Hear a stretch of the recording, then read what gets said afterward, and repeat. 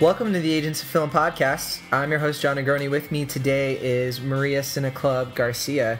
Maria, I have a question. Yes. What is your favorite young adult book adaptation movie? Ooh, okay. That's a little hard because I have a very good selection of a good book for young adult, but the movies have not been that good. If we have to pick, I might go with the classic choice of Harry Potter. I think Harry Potter was handled perfectly, and I think it was the one that really started off all these other series of books and movies that we know so well now. Wait, whoa. There's a lot of Harry Potter movies, though, Maria Cineclub Garcia. You have to pick just one. And which one's that going to be? I have to pick a movie? Oh. Mm-hmm. Let's see. I would say... Oh, and don't forget, the criteria is it has to be your favorite in terms of from book to movie, who just nailed it. And it's perfect, in your opinion. Let's see. Out of all the Harry Potter movies, God, the good one... The first one was perfect because it was the first time you would see it, and I think everybody was just on edge and very excited about the movie finally coming out and finally seeing the school and seeing all the characters that everybody just knows and loves so well from the book. So maybe the first one, but my personal favorite, which I know some people were not very happy about because they changed a few things, is the third one, Prisoner of Azkaban. I thought that was probably the best one, and it's still one of my favorites, the ones that I keep watching over and over again. And you read the books, right? Yes, I did. I read the books. Every single one? Every single one. Okay, so I'm just going to default to your opinion because I haven't read the books. And so I think I'm going to have to default on your judgment. Actually, it's funny that your favorite's Prisoner of Azkaban. I've heard a lot of people say that. I think most people would agree with you, actually, that Prisoner of Azkaban is probably the best one. My personal favorite, but I haven't read the book, so no one should bother listening to anything I have to say, is probably Half-Blood Prince. And that's only because the ending just made my jaw drop. And also, Ginny, she was always my favorite character. And yeah, when she got lost in the Chamber of Secrets, part of me got lost.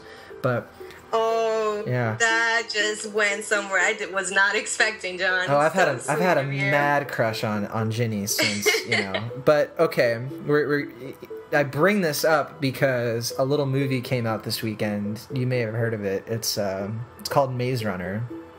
You heard of it? Yes. Is it okay? Of course, yeah, I've heard of it. I have not read the books. It's just for some reason I feel like they didn't do very well with the promotion of this movie, and so maybe not a lot of people are caught up with what it is. But the books have been out for a while now, and I think it's a New York bestseller as well. It is. I respectfully disagree, though, on the promotion because, I'm in the same boat. I had never heard of Maze Runner. I had actually heard of the sequel books, the Scorch Trials. I have heard of that. But I had no idea what Maze Runner was.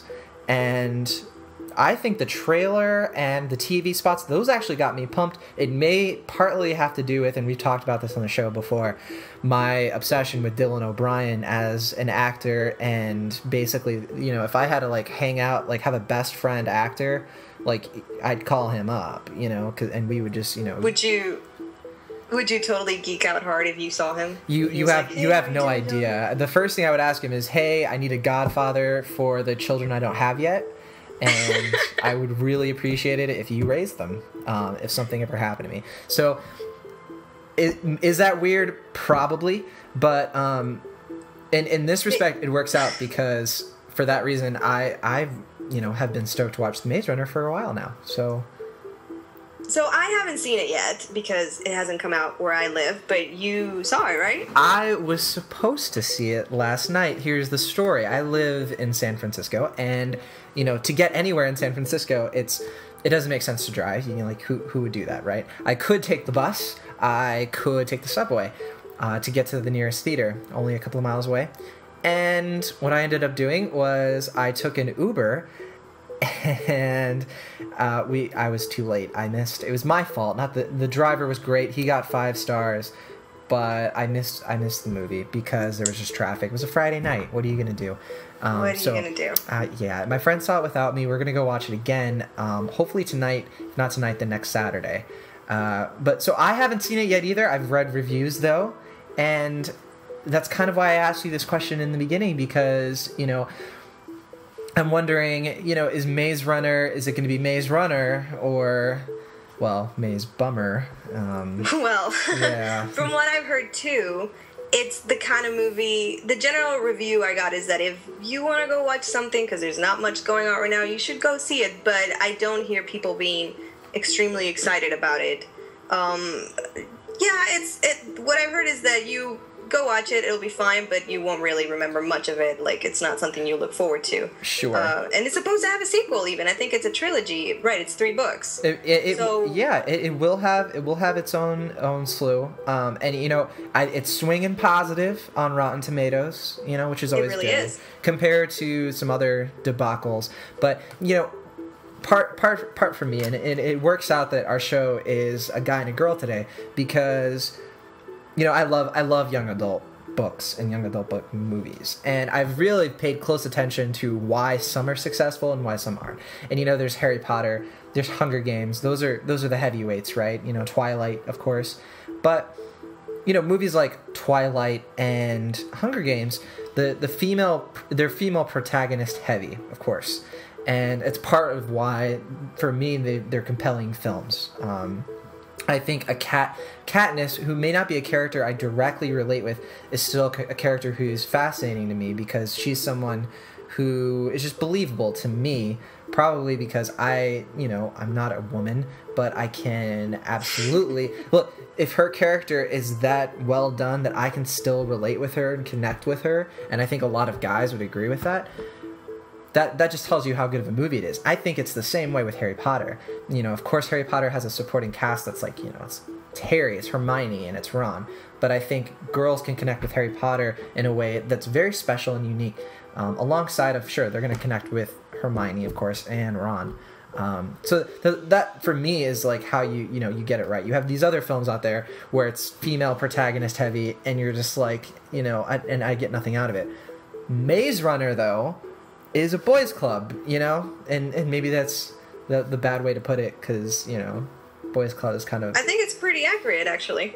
Well, you know, I'm pumped about this, because they actually, you know, they came out with something that's a little riskier when it comes to, like, the cast. Like, it's not... There's one girl in the film, and she doesn't show up until kind of late in the movie.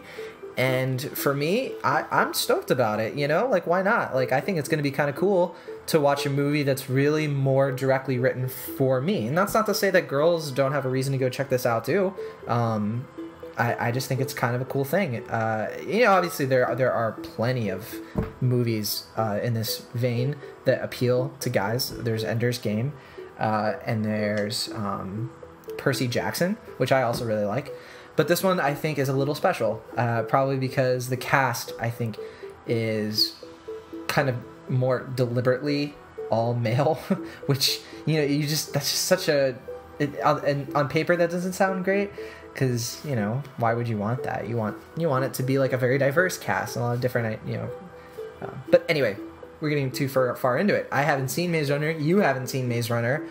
Let's talk about what our favorite young adult book movies are and why some of them fail. So yours is Harry Potter. Mine is, and I don't know how you're gonna feel about this, but let me gauge your reaction.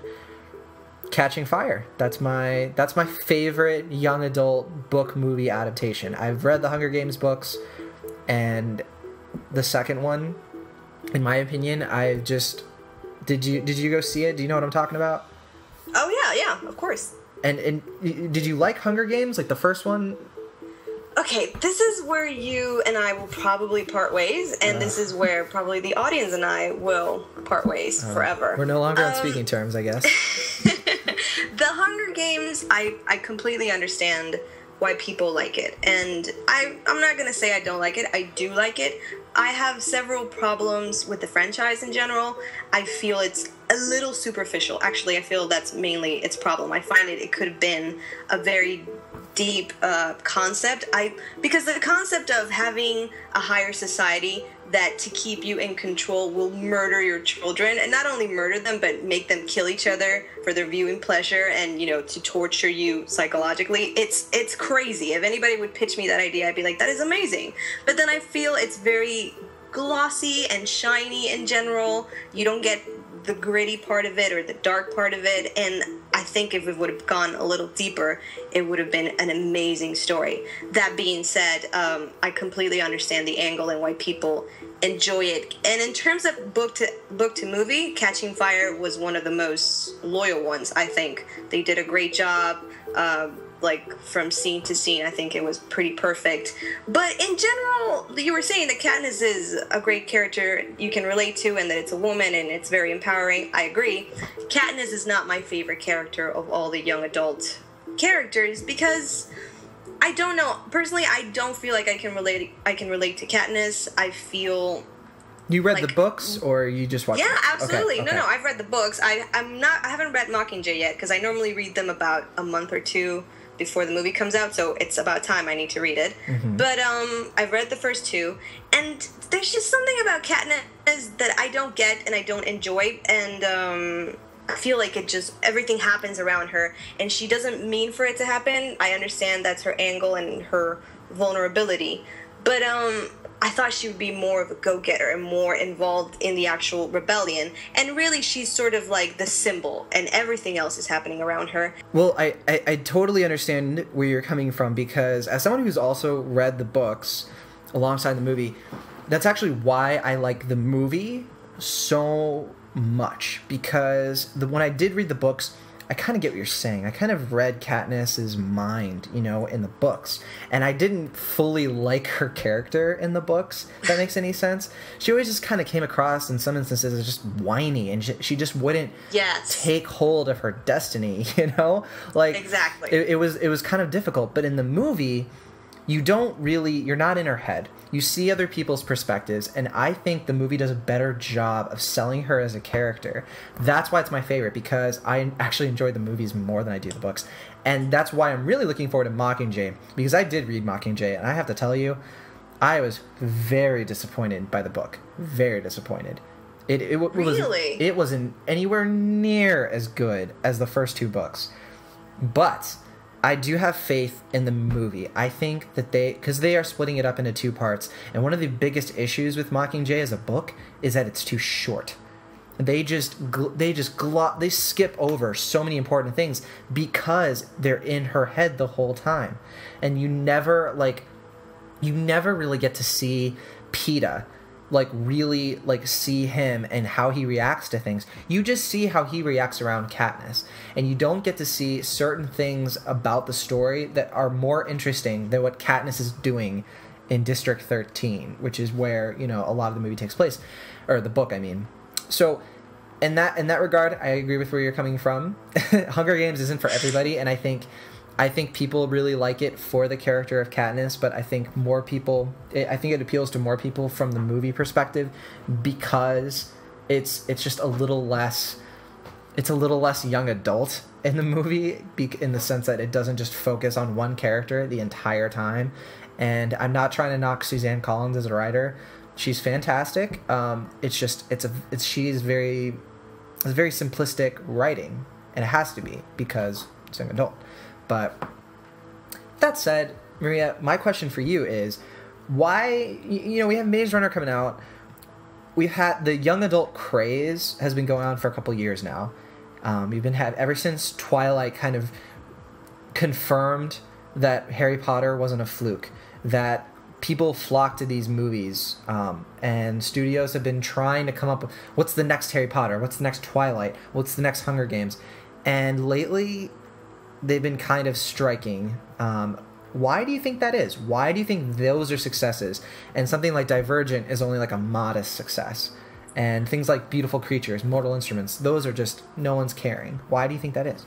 Wow. I think because if you have a good source material, it translates much better to a movie. That being said, Twilight was not very good source material. I read all the books, sadly, and I have no excuse except that a friend thrusted the book in my hand and said, "You have to read this book." And I said, "Oh my god, are you kidding me?"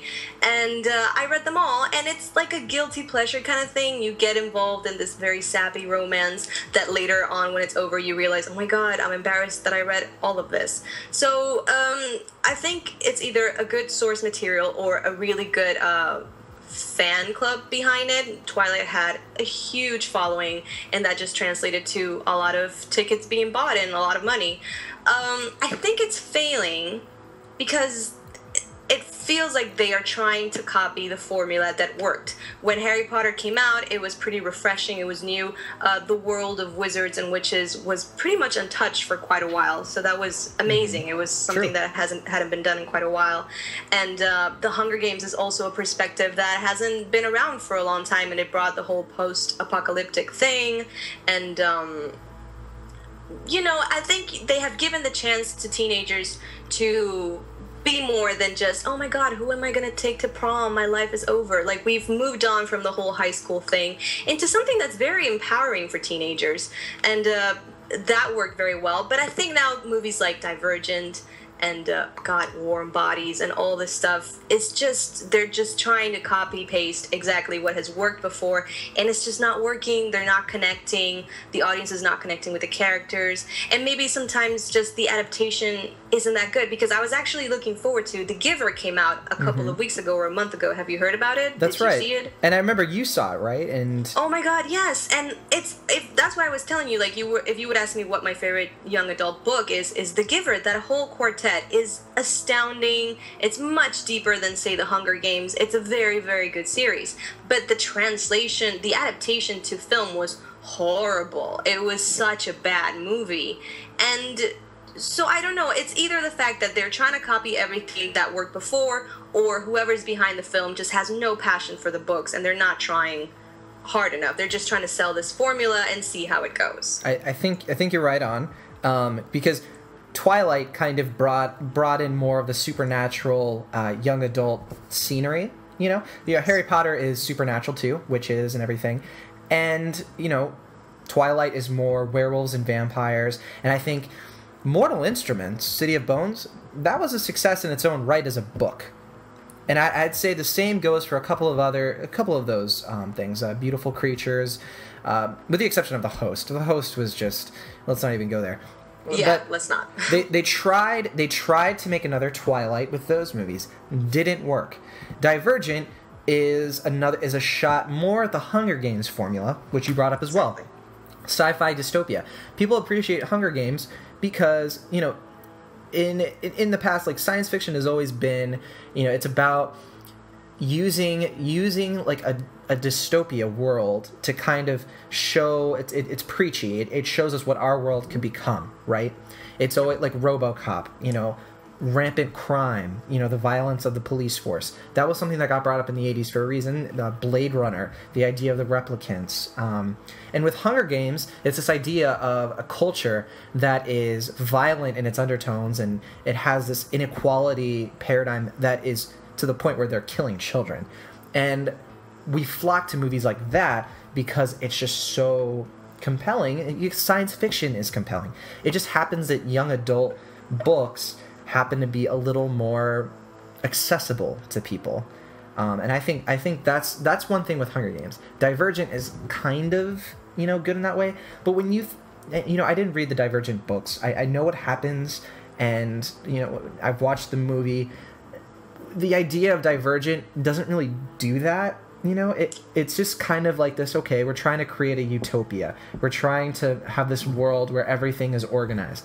That's just not very good science fiction. It's decent science fiction, You have other movies that aren't young adult books, like Elysium tries to be like, healthcare. They try to use that as the thrust of this is what our world could become. It kind of fell short, though, because a lot of the issues that they're facing, a lot of it was like just a straw man. But then you have District 9, fantastic science fiction from the same studio that worked because it was about apartheid. It was an issue that there's still a lot of debate on, it was something that we kind of connected with because you never look at aliens at that light, you know? Whereas Elysium was just kind of like, we get it.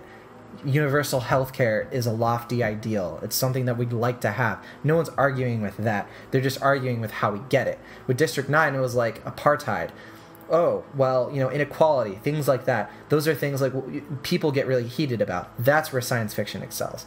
So, yeah, and the numbers, you know, we could talk about how, you know, because the studios don't care about this, right? They just look at Harry Potter and they're like, wow, 12 years of just success after success, you know? Like, Warner Brothers made so much cash off of the Harry Potter franchise, and rightfully so. They're great movies.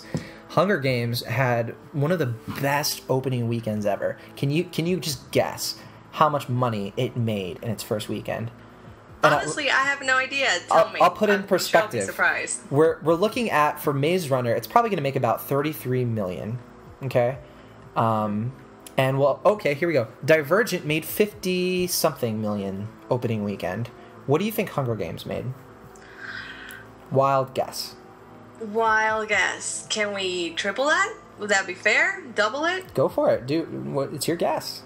Okay, let's say 100 million. Is that even possible? 152 million. Triple it. All right. Yeah. Wow. Yeah, that is crazy. It's wild. First movie. And you look at that, and you can kind of see why it's dying, right? Because Maze Runner is going to do fine. Fox will probably make some cash from the Maze Runner franchise, you know? But it's not... This isn't the kind of, like, franchise, you know, that's really going to bring in... Like, it's no Marvel's franchise. It's no Transformer franchise, and it's definitely no Hunger Games franchise. Whereas, you know... You have it'll do okay, basically. Percy Jackson, it probably won't get another movie. And did you ever watch the Percy Jackson movies? I saw the first one. Okay. Yes, they're both good movies. I like them, but it's the same issue, right? Exactly.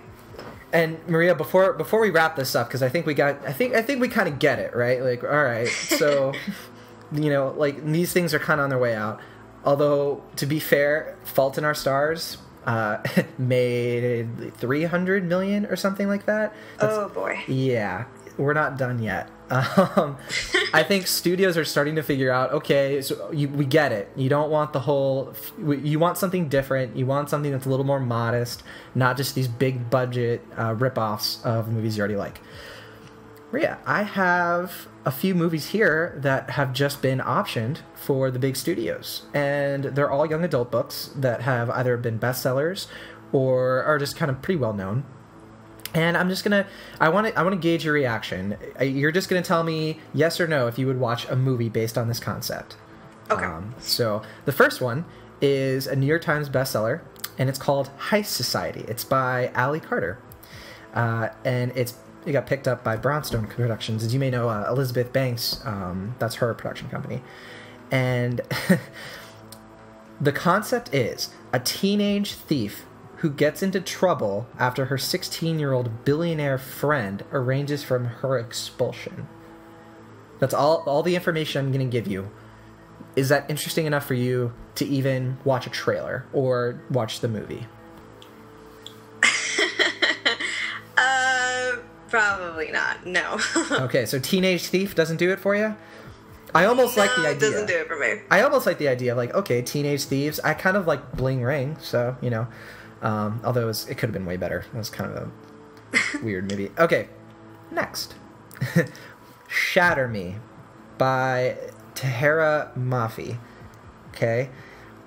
The whole concept is, it's about a girl who can kill anyone with a touch. So think Rogue, but even more Rogue. Okay? Roger. Yeah, so it's like Shrek. Fox and that's is doing this. Fox is doing this. The book is... They've been working on this since 2011, trying to put this together. So, would you watch it?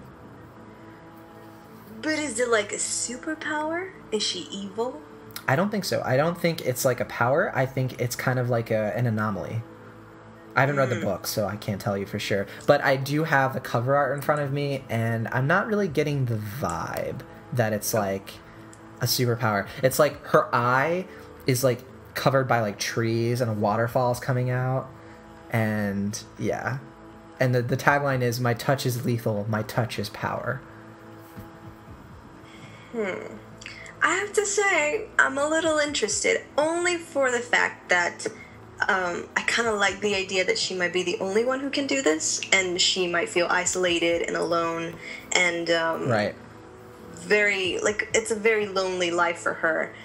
I don't know, that appeals to me, the fact that she feels different. I like the idea of someone feeling different and alone in a society. That sounds very depressing of me, but I feel like it has promise in comparison to the other one. Okay, 1 for 2. Oh, okay, all right. So this is good. This is interesting. Next book, A Tiger's Curse by Colleen Hoek. Probably pronouncing these names wrong, by the way. I'm very sorry if I do. I'm very sorry, authors. Now, this book, cover art obviously has a tiger on it, if you can believe that. A 17-year-old falls in love with a shape-shifting tiger that she meets at a circus. Done. No, I'm done. Done with the shapeshifters and the 17-year-olds falling in love.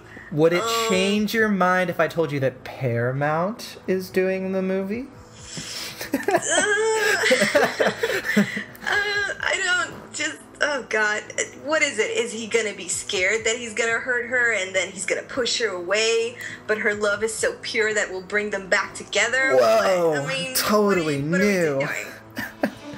Okay, well, I think you're I think we got that one. So we're 1 for 3, but we're moving along. Okay. Trill Trilogy. That's Trill spelled Trylle. So it could be like trial, maybe. I'm not sure. If my Spanish is good, like trilogy. That's more Italian, probably. We are accent. doing great so far with titles and authors here. Yeah, I really think a lot of thought's being put into this stuff, and at least for Shatter Me, that was kind of a cool. Okay, Amanda Hocking wrote Trill Trilogy, and this is the paranormal romance following a girl who learns that she is a troll princess and tries to save her endangered kingdom. Who is it endangered from? No one knows. At least I don't. But I will, before you say anything, okay, the cover art, all right, cover art is, and I'm making sure I'm looking at the right one. Actually, this is the wrong this is the cover art for another book. So I just totally messed this up. So never mind. We don't have a perspective of the cover art. What do you think? Trolls. Have we done trolls before? Refresh my memory. I'm not sure. And I think the first book is supposed to be called Torn. So I have the cover art right here. And it's a girl, of course, and she's in a field of, what are those flowers? The ones that you blow on and they go everywhere? Dandelions. I guess. And they allergy-inducing monstrosities. It's the Trill trilogy of books. Sorry I wasn't clear about that. The first book's called Torn, just Torn. And she's wearing a little black dress, and there's a gate behind her. Okay? That's all we got. A troll princess saving her kingdom. She doesn't look like a troll princess, but she... And I just imagine, like, this movie's gonna get trolled a lot, you know? Unironically, so... The troll princess saving her kingdom. Maybe... I would have to wait until I see a trailer for that. It sounds alright, but okay, alright. I'm starting to get an idea. The troll thing might get me. Like, it might be interesting. I'm starting to understand your tastes a little better. I think I'm getting an idea of what you go for. And so we're gonna say we're 1 for 3 for 1. You know, we're doing this football style. All right. Artemis Fowl by Ian Colfer. Now, this is a popular series. You've probably heard of this one. And it's about a 12-year-old millionaire and criminal mastermind. All right. Now, Disney is doing this book. They got the rights last year. We don't have a release date yet, but the book has sold 20 million copies worldwide. Wow, okay. Yeah. So, a 12-year-old millionaire who is a criminal mastermind. Would you check that out?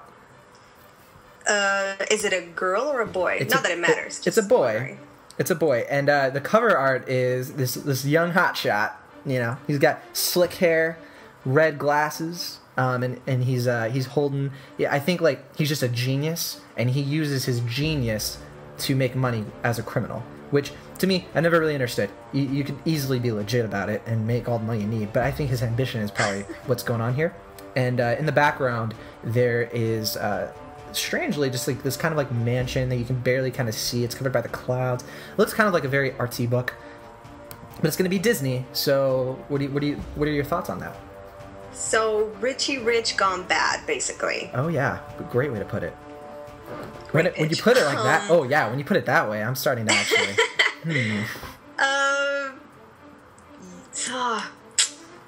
Yeah, okay, I'll watch it. You'll watch it. I'll give it a shot. There we. Okay, 2 for my number system is so wrong right now.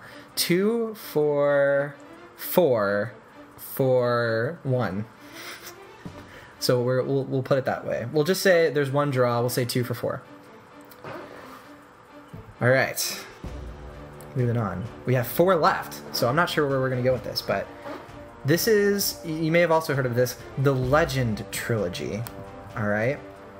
I think that's just what the first book is called. It's by Marie Lu, and the movie is set in Los Angeles, but in the future, and it's about a boy who is the Republic's most wanted criminal. I'm guessing that's the government these days.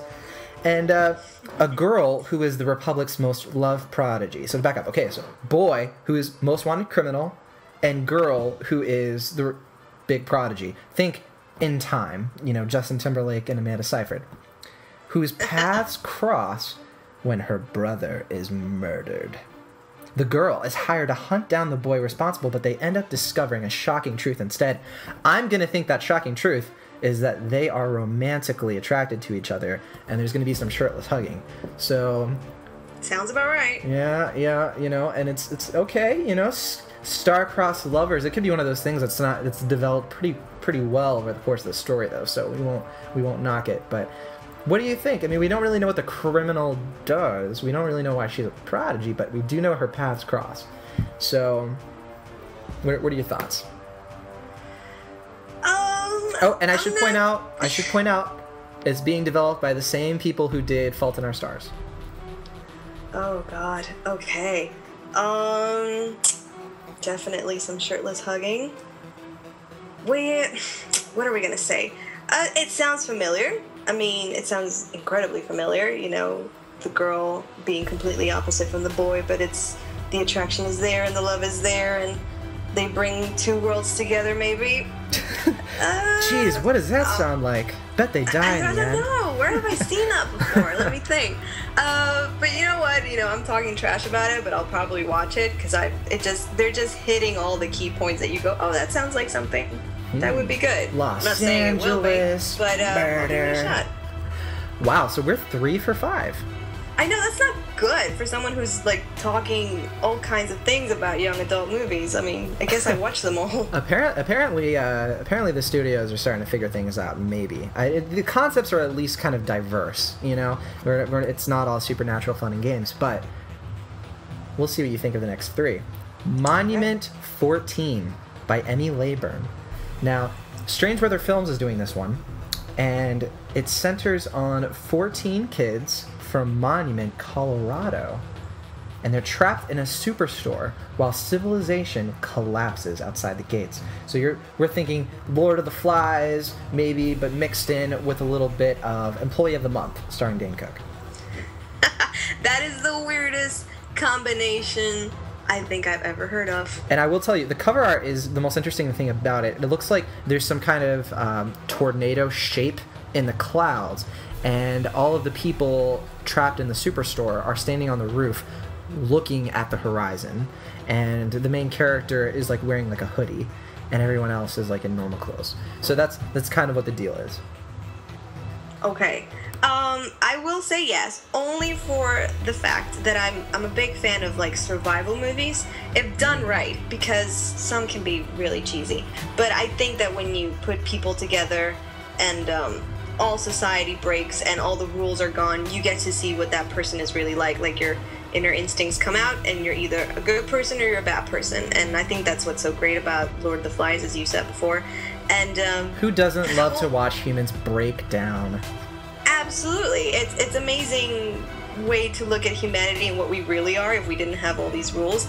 The whole superstore thing, I'm like, oh, but why in a superstore? I don't get it. Food, you know, they probably have like a hunting section. Maybe they'll do some like cross promotion with Walmart, you know, it'll be like the internship. Man. But for Walmart. I can't tell if they're going serious with this or if it's supposed to be kind of funny. What is it? My question for you and our listeners, if any of you want to comment, if you had to be trapped in a superstore during the apocalypse, which one would you want to be trapped in? For me, it would probably be Dick's Sporting Goods. But then I think, well, you want some food, and those vending machines are going to run out. You want Target, maybe, because there's lots of appliances, and you'll feel a little good about yourself. I'm thinking out loud. Costco is what I'm coming down to. Oh, I think you nailed it. Costco sounds great to me. Yeah, I feel like I already answered the question for everybody, but you know, that's some great food for a long time right there. Oh, here come the emails though. People are like, Sam's Club, ever heard of it? Okay, so the next one, oh, and you did say you were gonna watch it, so we're 4 for 6. Not bad. Not bad. Right now, I think we're that's the majority there. Yeah. I don't know what that says about me. Oh, yeah, I know, right? I haven't given my opinion yet, but, you know, that's neither here nor there. The next movie on this list is The Lunar Chronicles by Marissa Meyer. Whew, you've probably heard of this one. The first book's going to be called Scarlet. And as you can imagine, the book cover is a scarlet. Well, it's this woman's hair being turned into a scarlet sheet. You don't see anything of the girl, you don't, but you do see the sheet and parts of her hair, and you see her arms being crossed, but then everything else is cut off. That's the cover. It looks terrible, but the movie itself is a fairy tale series, okay? But with a twist, all right? Now, there are 4 books: Cinder, Scarlet, Cress, and Winter. The first one, for whatever reason, is Scarlet. Not sure why, but it sets the tales of Cinderella, Little Red Riding Hood, hence the Scarlet, Rapunzel, and Snow White in a futuristic world, okay? And the details about how this is all going to go down and what this is all about have not been disclosed by the studios and how they're going to be telling the story. So even if you've read the books, it's going to be a little different than what you probably expect. And I'm guessing they're just starting with Scarlet. I guess they could be starting with Cinder. They just own the rights, and I'm just going by like whatever book cover is being put out right now. So, Maria, would you watch any of those? And if no to any of it, like, is there one that you would watch over the others?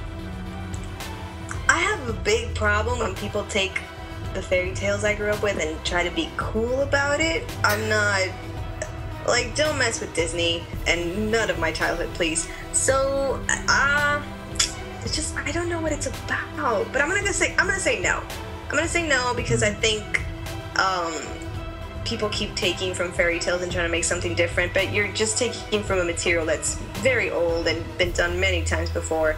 I'm gonna say no. I wouldn't watch it. And I will add, it is a little confusing because we have a Cinderella movie coming out soon. You know, we've been doing Little Red Riding Hood. You know, like we had the one with Amanda Seyfried, and that was garbage. And you know, I can't watch a Rapunzel movie without thinking of Tangled, and especially when you consider that Once Upon a Time has been doing all this stuff. You know? Exactly. And I love Once Upon a Time, you know, in a weird way where I recognize that it's not good, but I still love it. I don't know if I can commit to something like this either. So, you know what, Maria? You're not getting any crap from me. We are now 4 for 7. It's a tie, pretty much. It's a tie. Kind of. Wow. Well, you know, because the next one decides it.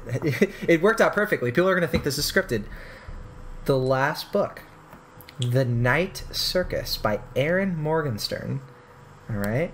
The cover is actually my favorite one of all these books because it's a hand, but it looks like the hand is made of paper, and it's holding the circus tent, which also looks like it's made of paper. It's the most interesting cover because it's the only one that I actually looked at longer than 10 seconds.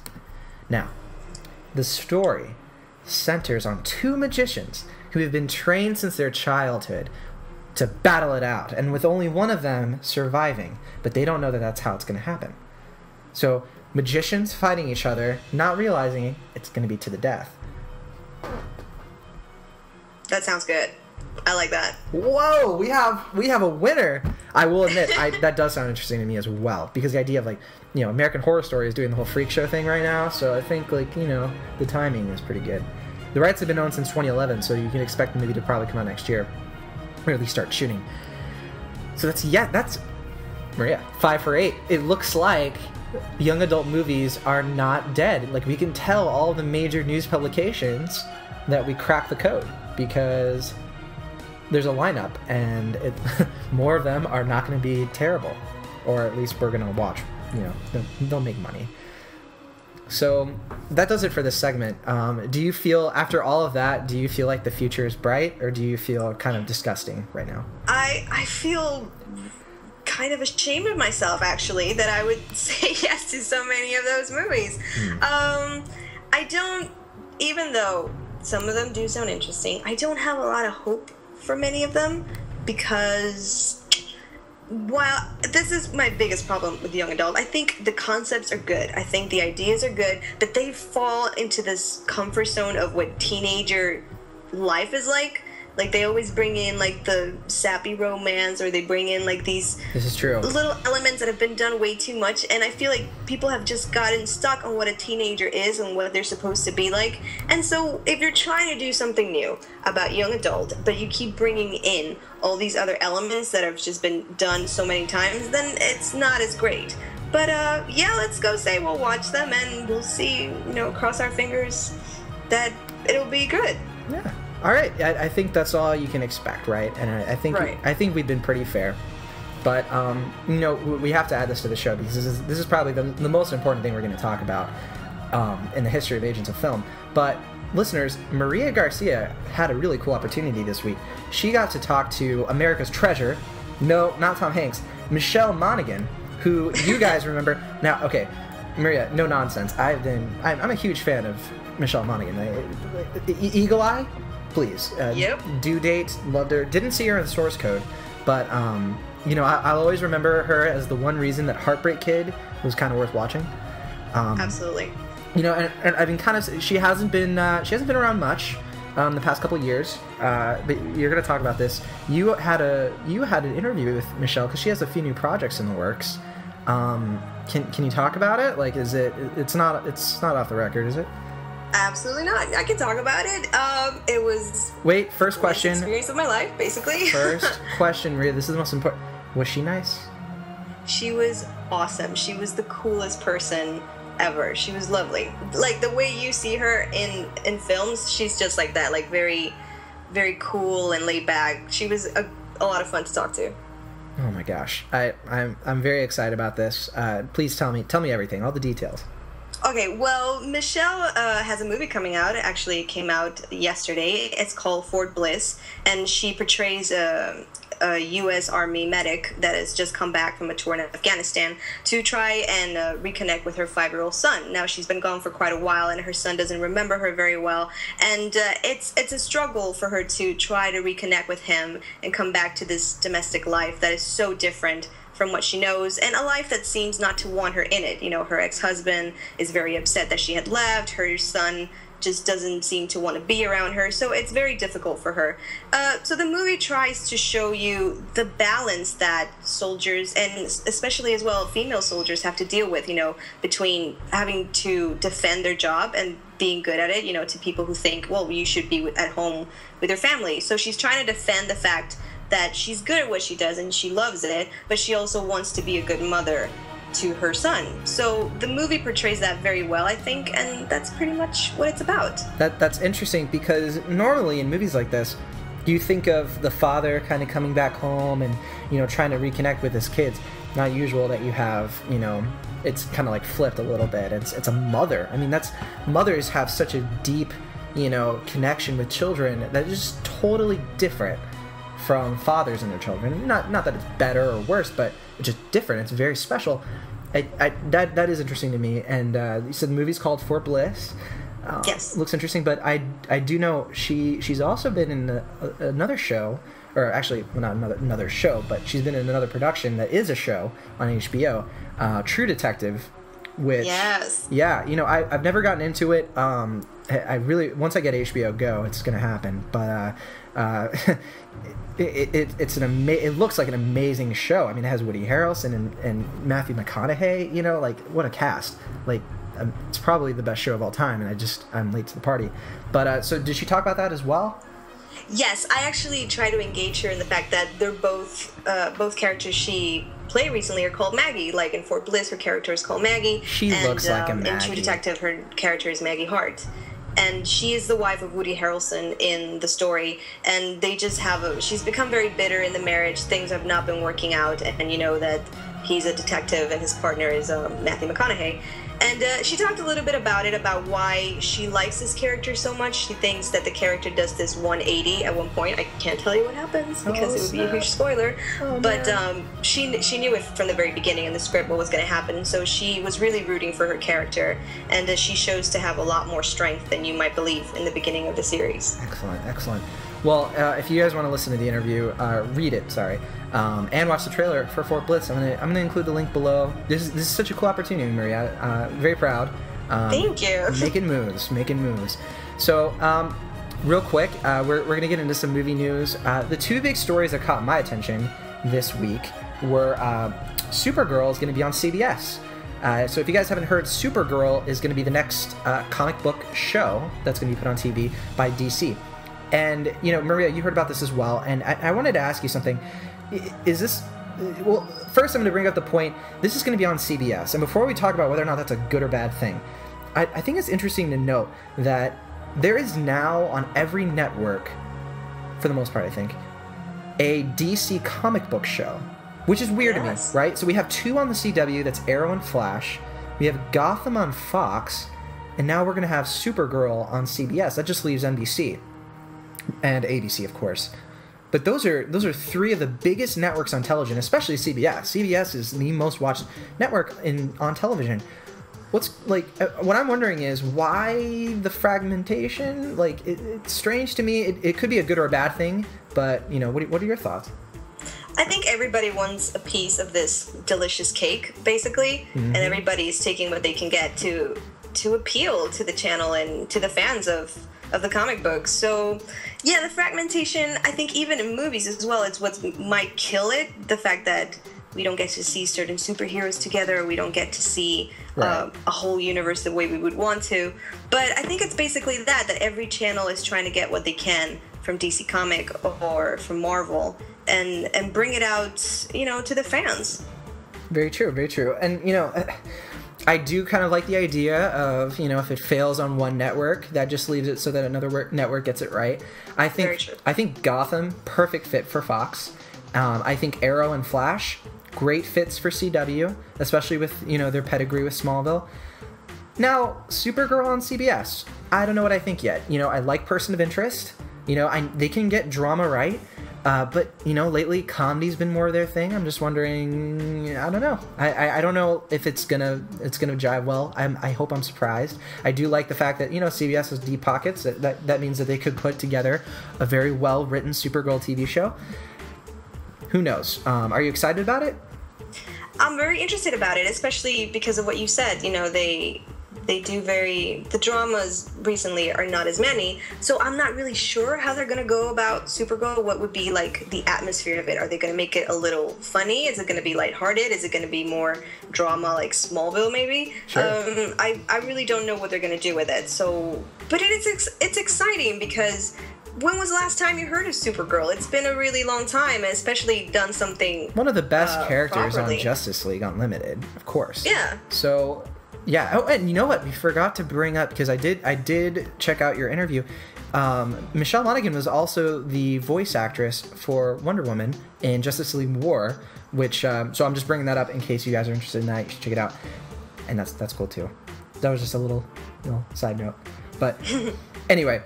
I agree. I think it's going to be cool to see Supergirl. And yeah, I know there's been a lot of contention over what the name of the show is going to be. They're saying it's not going to be Supergirl. It could be Super or just Girl, or I don't know. I did a poll on Movie Pilot, and there were a lot of like differing opinions. Some people, I think the weirdest one I saw was Iron Lady or something like that. It was weird. And some people had some good ideas. There was like Daughter of Krypton and Kara, like her real name. Not her real name, but her adopted name. So there's ideas being put out there. I hope it's just Supergirl. What do you think it should be called?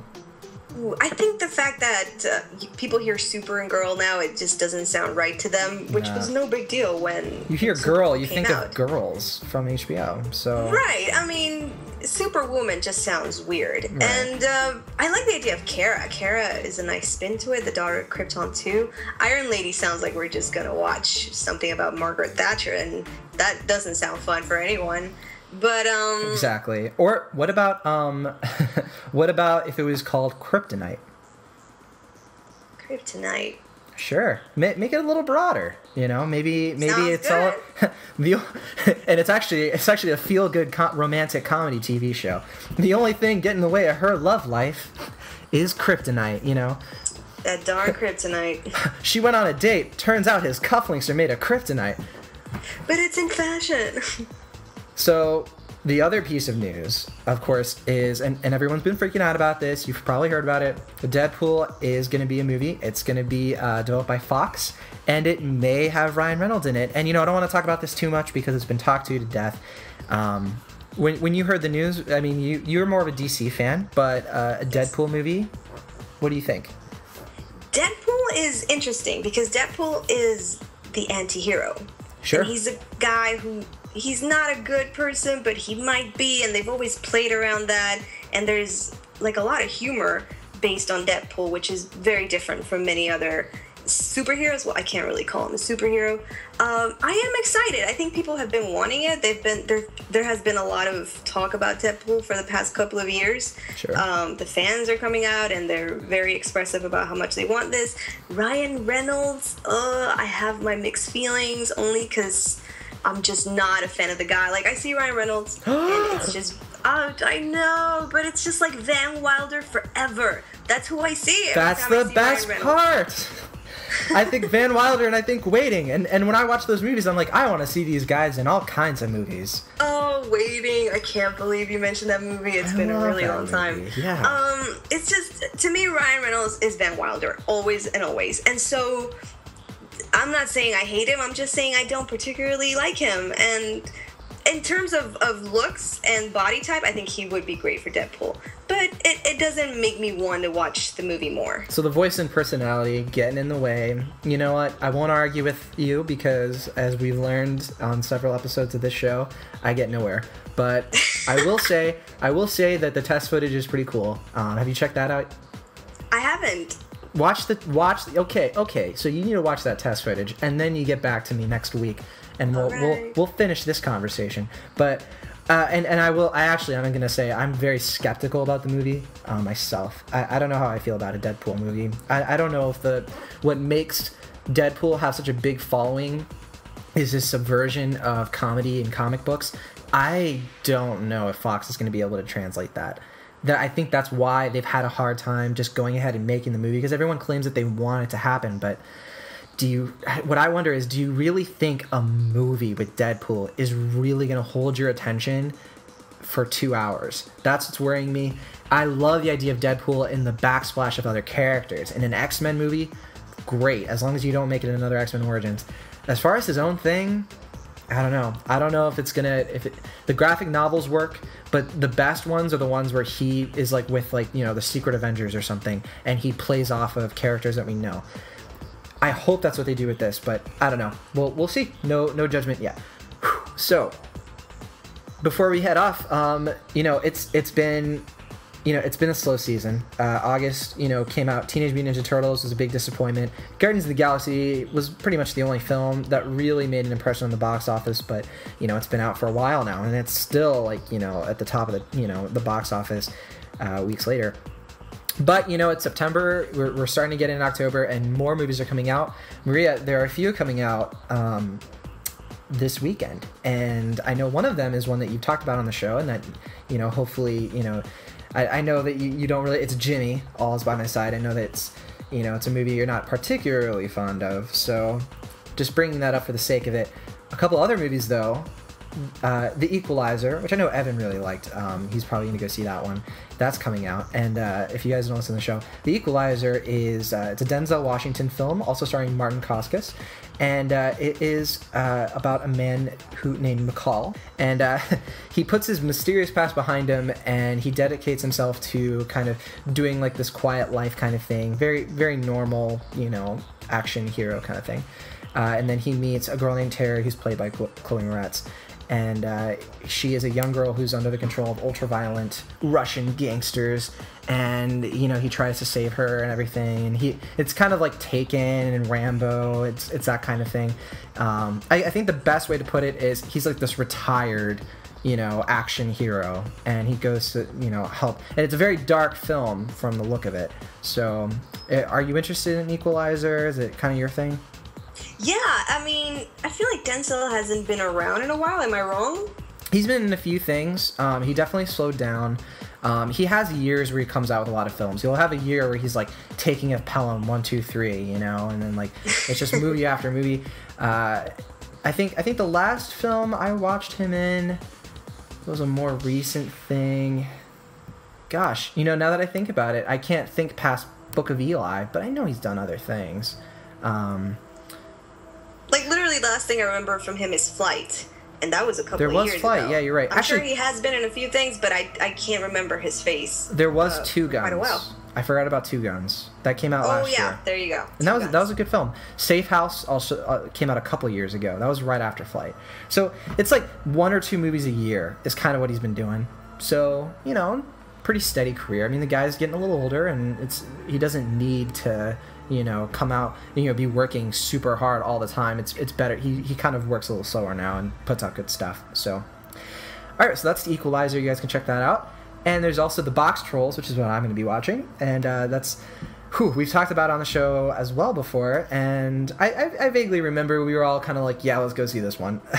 Because it looks pretty witty. Have you seen any of the TV spots yet? I agree. The TV spots? Yeah. There's this one where it's like the critics agree TV spot, but all the critics are box trolls because they couldn't get anyone to watch them. Oh man. It's so funny. It's probably the best TV spot, like, in terms of humor that I've ever seen. It's just so clever. So that's coming out as well. And of course, The Box Trolls is it's being made by the same people who did Paranorman and Coraline. So that's probably going to be a pretty cool movie. Definitely worth checking out. Very excited about it. Yeah, it's going to be good. There's an indie movie called The Two Faces of January, which is a Kirsten Dunst and Viggo Mortensen. And we also have, of course, Jimmy All Is By My Side. You saw that already, correct? No, I haven't seen it. It hasn't come out here yet. I've just heard so many bad things about it, and I'm worried because I love Jimmy. And I'm really afraid that they're just not going to do a proper job about it. Yeah, I kind of agree, especially with the whole, just kind of like what you were talking about with just the fact that it's more of his early career and not a lot of his best work is going to be showcased, and for reasons that was outside the studio's control. But anyway, so there's 2 more movies coming out, and they're actually both LBGT movies. They're both indie movies, and I've seen a lot of trailers for these in the past couple of weeks because I went and saw Skeleton Twins last week, and I saw Frank the week before, and these were both trailers. The first one is Pride, which is it's a drama kind of feel good movie where it's a European. I forget what part of Europe it's in, but it's this group of LBGT kids who just decide that they're going to help this mining town because they want to do something nice for a community. So it looks like a very, and like they like receive them and stuff. It looks like a very progressive film in just terms of like, this is kind of like, it's something that's a very topical film, obviously. But and the other film is a little more serious.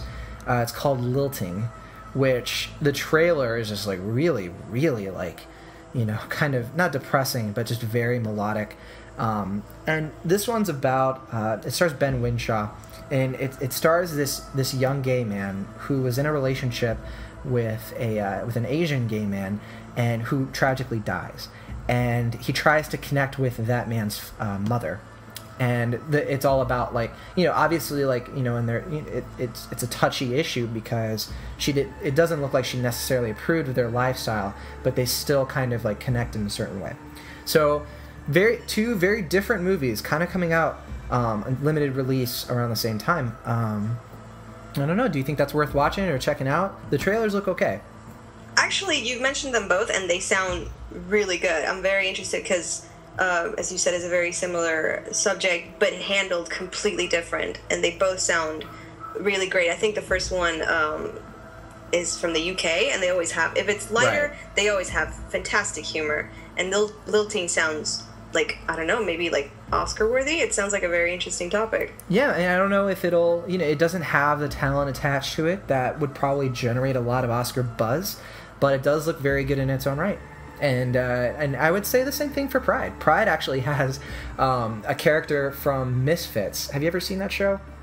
I have not. Oh, Misfits is a great show. You can watch the whole thing on Hulu.